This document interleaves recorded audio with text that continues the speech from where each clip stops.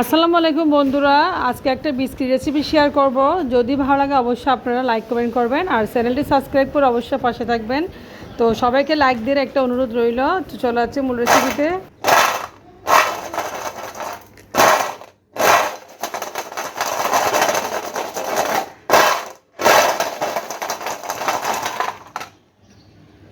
এরকম খাস্তা খাস্তা বিস্কুট খেতে চাইলে রেসিপিটা অবশ্যই দেখবেন, পুরো ভিডিও দেখবেন, স্কিপ করবেন না। তো আমি বাদন ব্লগ আজকে আপনার সাথে একটা সুজি এবং আটা দিয়ে বিস্কিট বানিয়ে দেখাবো। তো প্রথমে বিস্কিট বানানোর জন্য এখানে আমি চলে যাচ্ছি। প্রথমে আমি এখানে সুজি নিয়েছি 1 কাপ পরিমাণ মতো। দেখেন সুজি নিয়েছি আর সুজিটা আগে থেকে আমি চেলে নিয়েছি, দেখেন খুব সুন্দর করে একদম মিহি করে।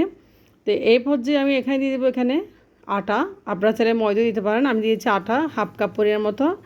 সেই সাথে দিয়েছি এখানে কিছুটা পরিমাণ ঘি।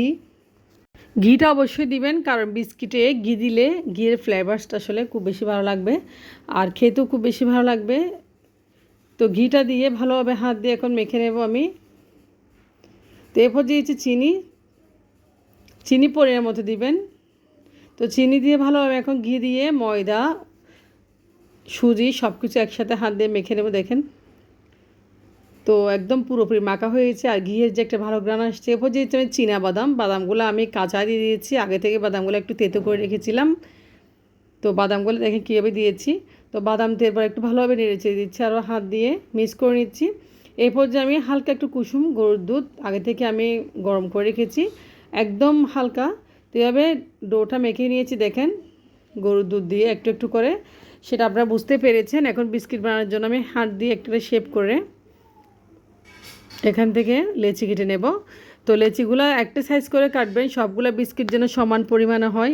তো সমান পরিমাণে যেন হয় লেচিগুলো। দেখেন খুব সুন্দর সুন্দর করে আমি লেচিগুলো কেটে নিয়েছি। মাশাল্লাহ সবগুলো লেচি কাটা হয়ে গেছে। এখন এরপর যে এখানে দিয়েছি আমি তিলই, এগুলো হচ্ছে তিল, গৈসের তিল আমি বিস্কিটের উপর দিয়েছি সামান্য পরিমাণ এবং দিয়ে কাঁটা চামচ দিয়ে একটি শেপ দিচ্ছি। তো এগুলো হচ্ছে তিল, আপনারা সবাই চেনেন। তো বিস্কিট বানানো হয়ে গেছে। এখন আমি চুলায় বিস্কিটগুলো ভাজার জন্য। বিস্কুটগুলো একদম ভাজার জন্য তেলটা একদম বেশি গরম করবেন না, একদম চুলোটা প্রয়োজনে বন্ধ রাখবেন তেল গরম করে, নাহলে বিস্কিটগুলো কালার আসবে না, আসলে পুড়ে যাবে, কালচে কালার হয়ে দেখতে ভালো লাগবে না। তো বাচ্চারা অনেক সময় টিফিন চায় মায়েদের থেকে বিভিন্ন ধরনের আসলে সুজি এবং আটা দিয়ে এরকম একটি বিস্কিট বানিয়ে আপনারা কোটায় বয়ম ভরে রাখতে পারেন। বাইরের খাবার তো আসলে বাচ্চারা সবসময় খেলে আসলে অসুস্থ হয়ে যায়। তো বাসায় বানিয়ে রাখলে আসলে 3-4 মাস বয়মে ভালো থাকে। বিস্কুটগুলো আসলে অনেক খাস্তা হয় এবং মুচমুচে হয়। তো দেখেন বিস্কিটগুলো ভাজা হয়ে গেছে, একটা কালার চলে আসছে আর বাদামের যে একটা ফ্লেভারস খুব ভালো একটা গ্রানও আসছে। তো এই বিস্কিটটা আপনারা খুব সহজে বানিয়ে নিতে পারেন। দেখেন সুজি আটা সবার বাসায় থাকে, সামান্য পরিমাণে উপকরণ দিয়ে বাসায় এরকম একটা বিস্কিট বানিয়ে আপনারা বয়ম ভরে রেখে দিতে পারবেন এবং অনেক দিন ধরে এই বিস্কিটটা ভালো থাকে। তো দেখেন আমি এবার সবগুলো বিস্কিট বানিয়ে নিয়েছি।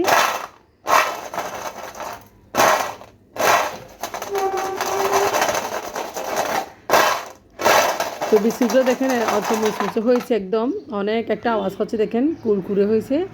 তো এরপর যে বিস্কিটগুলো একটা ভেঙে খাচ্ছি আমি, কেমন হয়েছে, ভিতরেরটা অনেক খাস্তা হয়েছে। দেখেন আমি ভেঙে দেখাচ্ছি, মাশাল্লাহ। তো ভিডিওটা কেমন লেগেছে অবশ্যই আপনারা কমেন্টস করবেন আর এরকম রেসিপি দেখার জন্য আমার পেজ একটা ফলো দিয়ে সাথে দেখবেন। তো মাশাল্লাহ বিস্কিটগুলো হয়ে গেছে, একদম কালারও সুন্দর এসেছে, বাদামগুলো উপর থেকে দেখা যাচ্ছে। তো বাদামের কারণে বিস্কিটগুলো এতটা টেস্টি হয় আসলে। তো আজকের ভিডিও এখানে শেষ করতেছি। আপনারা ভালো থাকবেন, আল্লাহ হাফেজ, আসসালামু আলাইকুম।